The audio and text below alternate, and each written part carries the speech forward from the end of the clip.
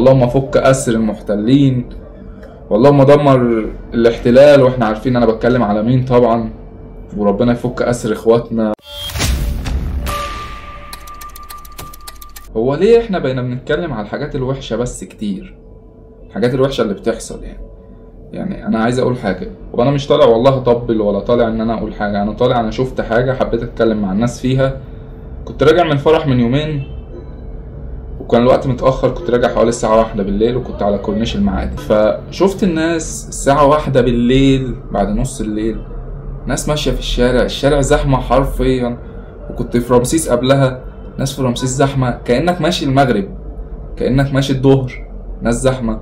كنت ماشي على الكورنيش، الناس على الكورنيش أطفال وكبار وكله شباب، كله ماشي. فأنا بصيت وسكت اللحظة كده، خدت بالي من حاجة زي دي اللي احنا بنقول عليها. يعني احنا شايفين ان حاجة زي كده حاجة عادية جدا، ايه المشكلة يعني هذا؟ ولكن دي حاجة، بص حوالينا، احنا عايزين نبص حوالينا. يعني احنا في مصر الفترة اللي فاتت دي بقى في حالة من الكآبة بشكل عام بسبب السوشيال ميديا، وان الناس كل حاجة وحشة هي اللي بتتصدر للناس، كل حاجة سلبية. واحنا بنشوف طبعا، شفنا ساعة سنترال رمسيس مثلا لما اتحرقوا والناس كلها عمالة تتكلم وازاي ومش ازاي. طب يا عم ماشي، كل الكلام ده حلو ان انت بتركز على المشاكل عشان عايز الدنيا تبقى احسن، وانا واحد من الناس على فكرة اللي عايز البلد تبقى احسن حاجة في الدنيا. ولكن لما نشوف حاجة كويسة برضو نطلع نتكلم عليها. انا لما كنت ماشي وشايف الناس في الشارع واحنا في وقت متأخر، حسيت ان فعلا يعني في امان في البلد. يعني حبيت اتكلم، وبعيدا عن امان في البلد نحمد ربنا على نعمة زي دي.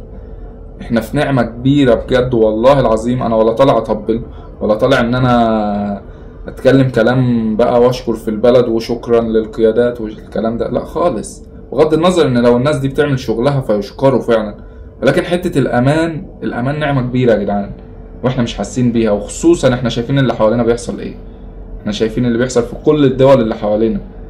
احنا فعلا في نعمة كبيرة، وربنا رزقنا بنعمة كبيرة نحمده عليها ونشكره فعلا، لان احنا من غير الامان ولا حاجة.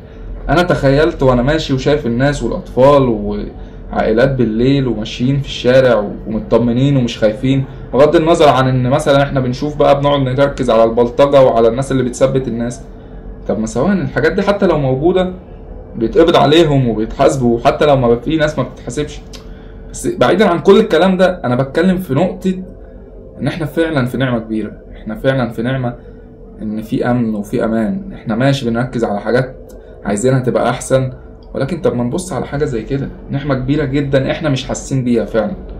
فبجد يعني انا طالع بس حبيت ان انا اتكلم معاكم. لما شفت المنظر ده فتخيلت في دماغي المناظر اللي بشوفها في التلفزيون او بشوفها على السوشيال ميديا كفيديوهات وكصور للاطفال اللي بره وهم بيتقتلوا او هم جعانين مش لاقيين حد ياكلهم. فسكت مع نفسي كده وفكرت. طبعا انا ببقى متضايق دايما من لما حاجه بتحصل او لما بشوف حاجه وحشه وعايزها تبقى احسن، ولكن لما شفت المنظر ده انا راجع متاخر، ناس في الشارع، الناس مبسوطه، او في ناس في الشارع ماشيين واللي خارج واللي بيتفسح واللي في فرح احنا في وقت متاخر. المفروض ان العادي اصلا بره في الدول المتقدمه، تمام، بدون ذكر اي دوله يعني، بس بنشوف ان هم بيقولك من بعد الساعه 8 ولا الساعه 9 احنا غير مسؤولين عنك، انت المسؤول عن نفسك، ما تنزلش. وطبعا ده غلط. حته السهر انا مش هتكلم على حته السهر ان هي غلط، ولكن انا بتكلم دلوقتي في نقطه وفي حته الامان. احنا فعلا في نعمه كبيره قوي يا جدعان، احنا فعلا في حاجه احنا مش حاسين بيها غير لو راحت من ايدينا. فاحنا نقول الحمد لله، ويا رب اللهم دمها نعمه واحفظها من الزوال، ان فعلا احنا عندنا في مصر امان، ان احنا حاسين ان احنا بتمشي وانت في الشارع وانت مطمن. دي لوحدها حاجه حلوه. لو احنا مش حمل ان احنا نبقى زي الدول اللي حوالينا، سواء من حروب اهليه داخليه او سواء من حروب مع دول تانية او سواء من احتلال.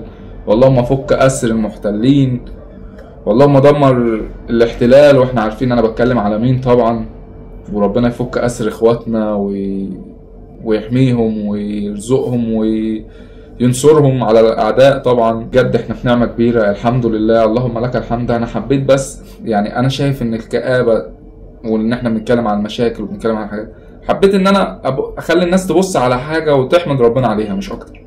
شكرا. لو الفيديو عجبكم ما تنسوش تعملوا لايك وشير وسبسكرايب. انا محمود ابو العمايم، سلام.